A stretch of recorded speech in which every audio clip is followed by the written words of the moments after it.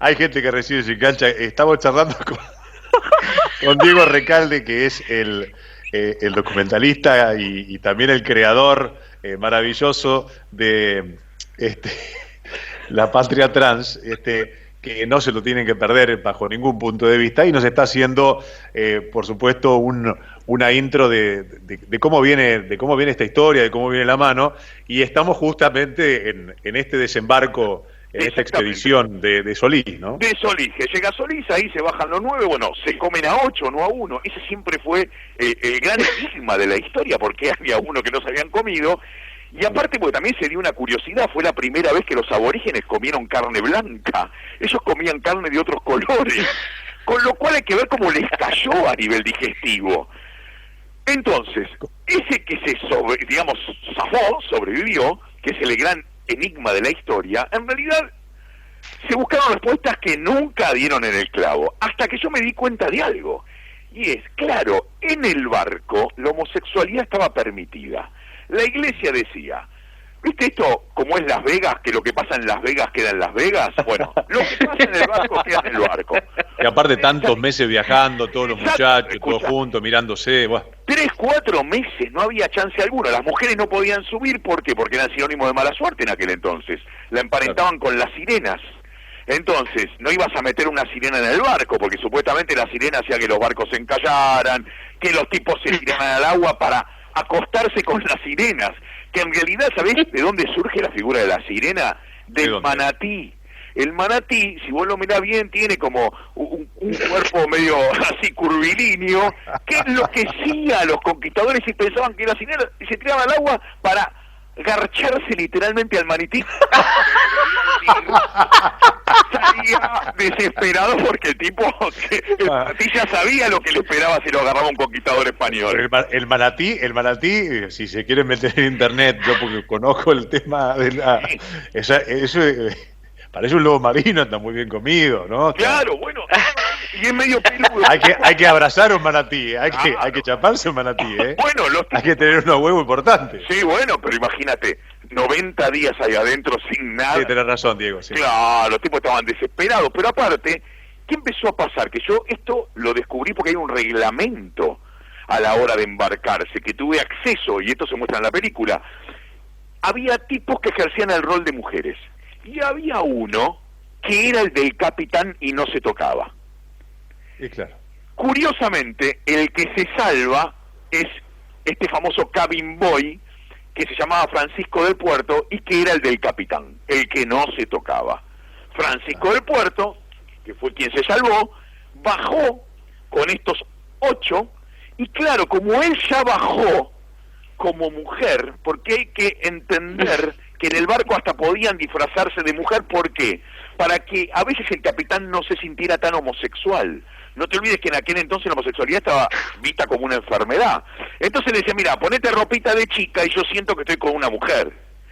De esa forma, el capitán... Pero hoy día pasa lo mismo. Claro, nada más que travesti, ya sabe, ya se quiere disfrazar así, o sea, se quiere vestir así porque se siente así y sale a la calle y sale a claro, y aparte hoy por suerte ya lo vemos con otros ojos, pero en aquel entonces pensá que la homosexualidad estaba asociada al delito, a la enfermedad. Pero la iglesia decía, bueno, en el barco hagan lo que quieran, no pasa nada. La cuestión es que ella ya tramitó el documento, el nuevo DNI en ese viaje, y bajó como la pancha. Y bajó ya no fue Francisco. Y bajó disfrazado de mujer, pero ya en realidad sintiéndose una mujer.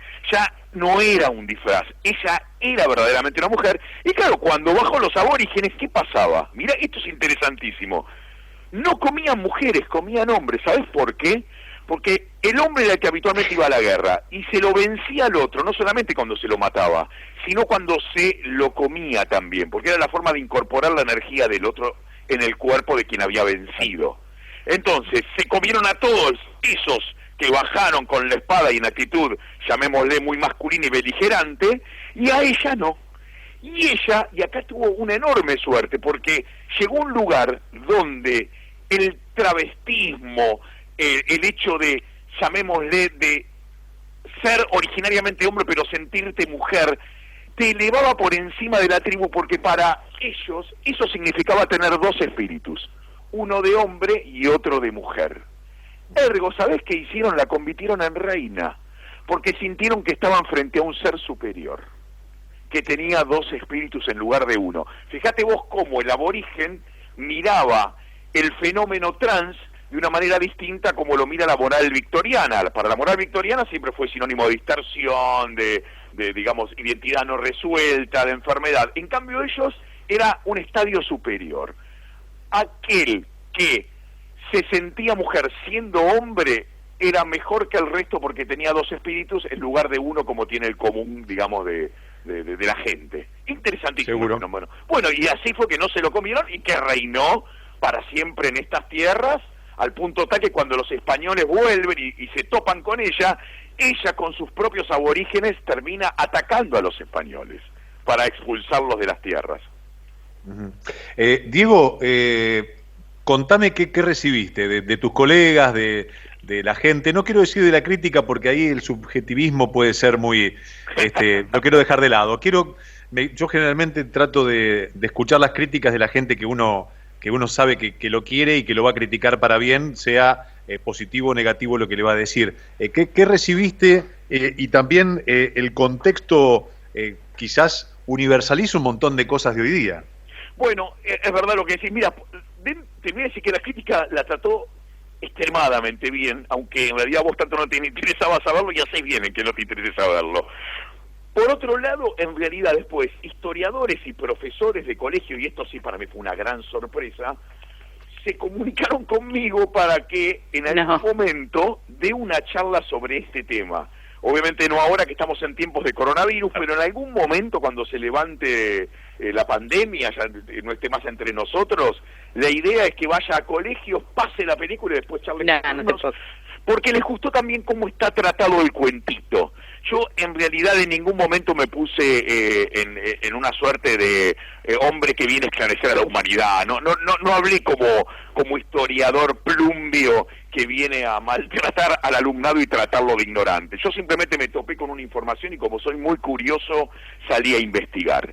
Y como la película está narrada en términos coloquiales y bastante de desfachatez, eso generó un atractivo mucho más poderoso de lo que pensé originariamente que iba a generar.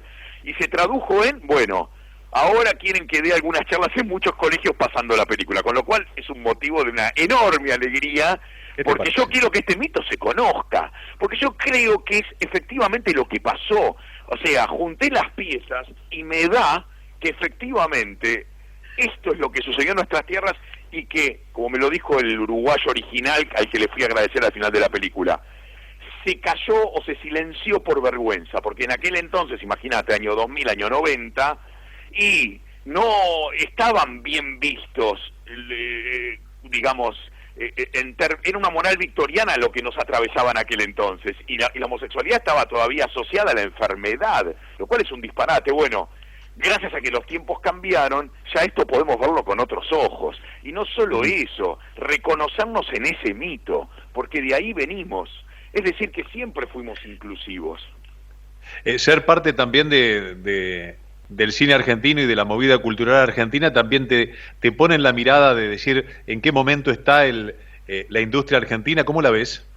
Mira, yo siempre la vi difícil porque en realidad somos un país pobre. Pero por otro lado, y es algo por lo menos que a mí me ha pasado a lo largo a lo largo de la vida, porque ya son muchísimos años que me dedico a esto de hacer películas. Pensá que ya hice 14 films, de los cuales solamente 3 los hice en coproducción con el Inca. Los otros 11 los hice solito, con dinero de mi bolsillo. Y lo que aprendí es, bueno, de la necesidad nace el ingenio. Cuando hay poco, hay que arreglarse con eso poco que hay, pero no por eso renunciar a contar la historia que uno tiene ganas de contar. Por eso, insisto, las trabas son muchas, pero gracias también al siglo en el cual nacimos, hoy disponemos de una tecnología que antes era para ricos solamente. Hoy la clase media, hasta incluso la clase baja puede hacer una película. Y antes era imposible pensar en estos términos. Bueno, por suerte, ahora, a pesar de las dificultades económicas con las que nos topamos, y ni te digo las que nos vamos a topar con el coronavirus, aún así, no renunciemos a narrar, no renunciemos a filmar porque se puede. hay vueltas de tuerca y hay que encontrarlas. Y de hecho, te diría que es lo que caracteriza a mi filmografía y disculpa si eso suena presuntuoso. No, no, todo lo contrario. Diego, agradecerte este momento, felicitarte por todos tus laburos, por en la actualidad. Esperemos que pases la pandemia de la mejor forma posible.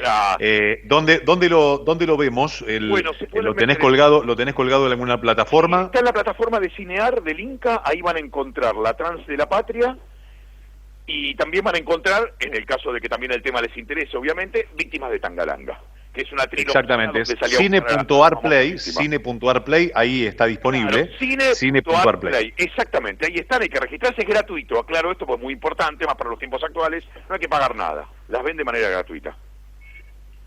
Mandarte un abrazo es poco, Diego, gracias por este momento. Por favor, gracias a ustedes por el interés y en contacto siempre.